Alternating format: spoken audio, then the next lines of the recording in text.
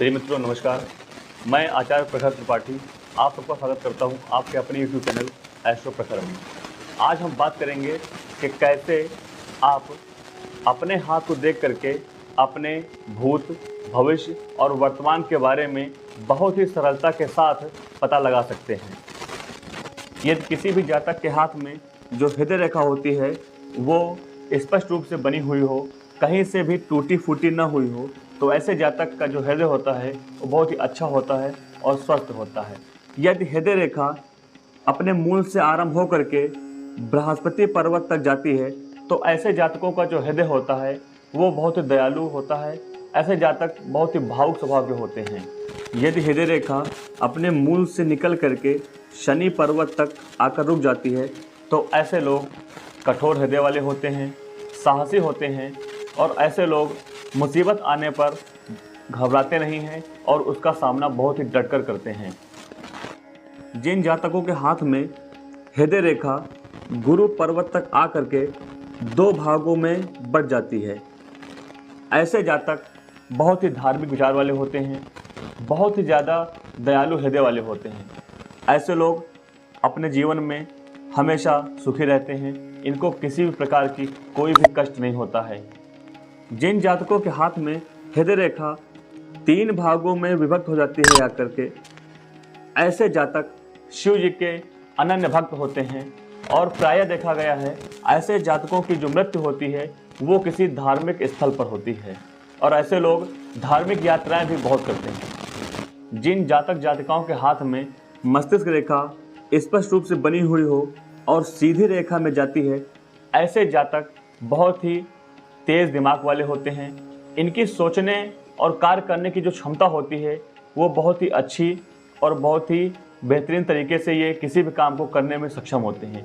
यदि किसी जातक या जातिका के हाथ में मस्तिष्क रेखा इस प्रकार से जा करके और नीचे की ओर झुकती हुई दिखाई देती है या झुकी हुई बनी होती है तो ऐसे जातकों का जो मन होता है वो एक जगह पर स्थिर नहीं हो पाता। प्रायः वो अपने विचारों को बदला करते हैं और अक्सर ये भी देखा गया है कि ऐसे लोगों को नींद की भी कमी रहती है। प्रायः इनके मन में बहुत सारी बातें चला करती हैं और ऐसे लोग अगर कुंडली में इनका चंद्रमा या बुध ग्रह ठीक न हुआ तो ऐसे लोग प्रायः मस्तिष्क रोगी भी पाए जाते हैं। यदि मस्तिष्क रेखा जीवन रेखा से अलग हो तो ऐसे लोग प्रायः स्वतंत्र विचार के होते हैं और ऐसे लोग बहुत ही जल्दी नौकरी या बिजनेस करने लगते हैं क्योंकि इनका मस्तिष्क जो होता है वो स्वतंत्र होता है। ऐसे लोग सुनते सबकी बातें हैं लेकिन जो इनको अच्छा लगता है या जो इनके खुद के विचार होते हैं ये वही काम करना पसंद करते हैं। जिन जातक जातिकाओं के हाथ में मस्तिष्क रेखा जीवन रेखा में मिली हुई होती है, ऐसे लोगों का भाग्योदय प्रायः अधिक उम्र में होता है। जितनी दूर तक जीवन रेखा और मस्तिष्क रेखा मिली हुई होती है उतनी देरी से उनका भाग्योदय होता है और ऐसे लोग प्रायः अपने घर परिवार के बीच में रहकर ही नौकरी या व्यवसाय करते हैं। जिन जातकों के हाथ में मस्तिष्क रेखा बीच से टूटी हुई हो या 2 या 3 शाखाओं में बटी हुई हो, ऐसे लोग की जो मानसिकता होती है या ऐसे लोगों की जो सोचने या किसी भी कार्य को करने की क्षमता होती है वो कमज़ोर होती है। ऐसे लोग मानसिक रूप से रोगी होते हैं या फिर उनको मस्तिष्क से संबंधित कोई न कोई बीमारी रहती है। अब हम बात करते हैं जीवन रेखा के बारे में। जीवन रेखा अंगूठे और तर्जनी उंगली के मध्य से होकर के मणिबंध तक जाती है। इस प्रकार से जिनके हाथ में ये पूर्ण रूप से बनी होती है, कहीं से भी टूटी फूटी नहीं होती, स्वस्थ रेखा होती है, ऐसे जातकों का जो स्वास्थ्य होता है वो हमेशा उत्तम रहता है। ऐसे जातक के जीवन में बीमारी आदि बहुत कम रूप से रहती हैं। जातक या जातिकाओं के हाथ में जीवन रेखा मणिबंध रेखा पर आकर इस प्रकार से 2 भागों में विभक्त हो जाती है या बढ़ जाती है, ऐसे जातक पूरी उम्र सुखी रहते हैं। भूमि, भवन, वाहन और अच्छे स्वास्थ्य की कभी भी इनको किसी भी प्रकार की कोई कमी नहीं होती है। यदि वहीं पर जीवन रेखा बीच से कहीं से टूटी फूटी हुई हो या कटी रेखा हो तो उस उम्र के पड़ाव पर आकर के उस जातक का स्वास्थ्य कुछ कमज़ोर हो सकता है या उस समय पर उसको किसी प्रकार के कष्ट आदि होने की संभावना रहती है। अब हम बात करते हैं सूर्य रेखा की। सूर्य पर्वत से होकर के हृदय रेखा पर इस प्रकार से सूर्य रेखा बनती है।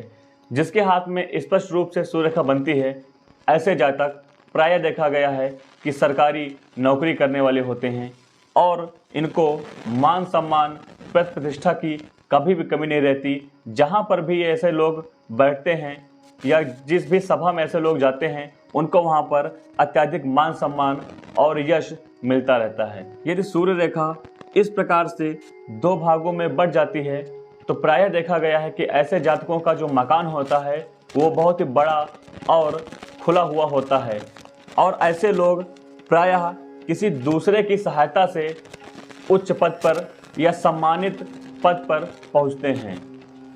अब हम बात करते हैं उस रेखा की जो यदि किसी के भी हाथ में वो रेखा होती है तो ऐसे जातक बहुत ही ज़्यादा भाग्यशाली होते हैं। ऐसे लोग यदि कर्म कम भी करते हैं तब भी उनको हमेशा बहुत ज़्यादा मिलता है। हम बात करते हैं भाग रेखा की। भाग रेखा मणिबंध से होकर के शनि पर्वत पर जाती है। जिन भी जातक या जातिकाओं के हाथों में भाग रेखा स्पष्ट रूप से बनी हुई होती है और शनि पर्वत तक जाती है, ऐसे जातकों के जीवन में कभी भी किसी प्रकार की कोई भी कमी नहीं रहती है। ऐसे जातकों को भाग्य का भरपूर साथ मिलता है। प्रायः देखा गया है ऐसे जातक जो भी कार्य करते हैं उनमें उनको हमेशा सफलता मिलती है। यदि वहीं पर भाग रेखा बृहस्पति रेखा की ओर मुड़ जाती है तो ऐसे लोगों राजनीति के क्षेत्र में भी बहुत प्रसिद्धि प्राप्त करते हैं और इनको राजनीति से भी बहुत लगाव रहता है। यदि वहीं पर भाग रेखा आधी बनी हुई हो या फिर बीच बीच में टूटी हुई हो तो ऐसे लोगों का जो भाग्य होता है वो साथ नहीं देता। ऐसे लोग मेहनत ज़्यादा करते हैं और उनको उसका फल कम मिलता है।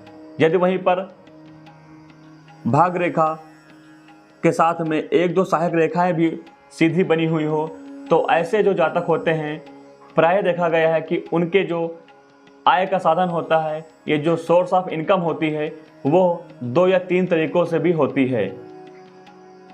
दोस्तों, ये थी हस्तरेखा के बारे में कुछ बातें। आशा करते हैं कि आप लोगों को वीडियो पसंद आएगा। यदि वीडियो हमारा पसंद आता है तो लाइक करें, शेयर करें और सब्सक्राइब करें एक नए वीडियो के साथ, जिसमें और भी बहुत सारी रोचक और महत्वपूर्ण जानकारी हम लेकर आएंगे। तब तक अपना ध्यान रखें। जय श्री कृष्ण।